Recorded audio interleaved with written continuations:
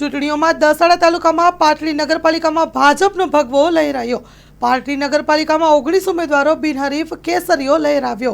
નગરપાલિકાની 23 સીટ ઉપરથી 19 સીટ બિનહરીફ ઉમેદવાર જાહેર થતા 22 તાલુકા પંચાયતની સીટ પરથી 3 તાલુકા પંચાયતની સીટ બિનહરીફ જાહેર થતા ખારાકોટા, સવલાસ અને કાઠાળા પાટડીમાં ભાજપમાં ખુશીનો માહોલ કેસરિયા લહેરાયા। Story report by Minaz Malik, Surendranagar. આજરોજ ફોર્મ પરત ખેંચવાનો 3 વાગ્યાનો સમય પૂરો થયો। એમ માન્ય ધારાસભ્યશ્રીએ કીધું એમ કે નગરપાલિકામાં 24માંથી 19 બિનહરીફ થઈ છે, તાલુકા પંચાયતમાં 22માંથી 3 બિનહરીફ થઈ છે અને જિલ્લા પંચાયતમાં પણ કોંગ્રેસનું ફોર્મ પરત ખેંચવામાં આવ્યું છે વિક્રમભાઈ દ્વારા।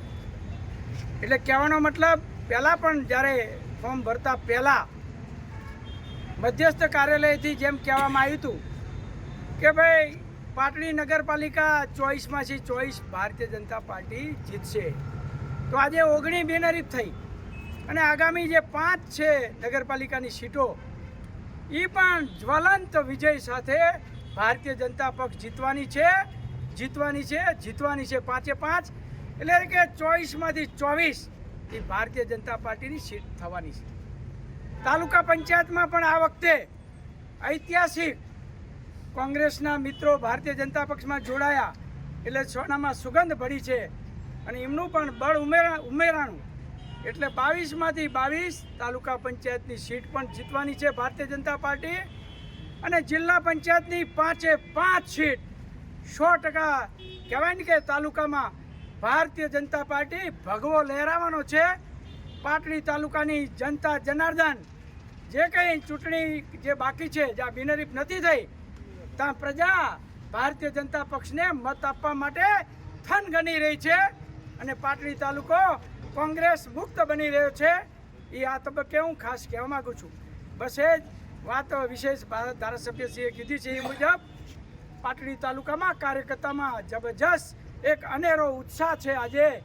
એવી જ રીતે આખા રાજ્યમાં પણ ભારતીય જનતા પાર્ટી અને ભગવો લહેરાવાનો છે।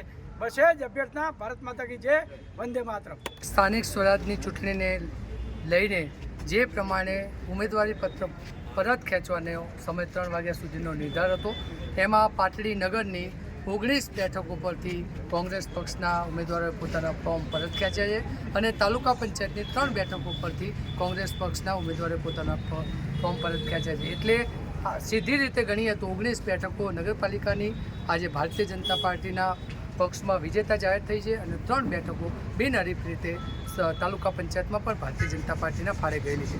આગામી સમયમાં દસાડા તાલુકા પંચાયતની 22 બેઠક પર ભારતીય જનતા પાર્ટીનો ભગવો લહેરાશે અને 5-5 જિલ્લા પંચાયત એ પણ ભારતીય જનતા પાર્ટી જીતશે એ કાર્યકર્તાઓનો કટિબંધ છે। સમગ્ર પાટડી શહેર મંડળની ટીમ હોય કે દસાડા તાલુકા મંડળની ટીમ હોય, એક કાર્યકર્તા એક આગેવાને એક ટીમ બનીને જે પ્રમાણે છેલ્લા 3 દિવસ કામ કર્યું છે એ ટીમ વર્કનું આ પરિણામ છે અને આવનાર સમયમાં દસાડા તાલુકામાં સંપૂર્ણ રીતે કોંગ્રેસ મુક્ત દસાડા તાલુકો બનશે એ જ નિર્ધાર છે।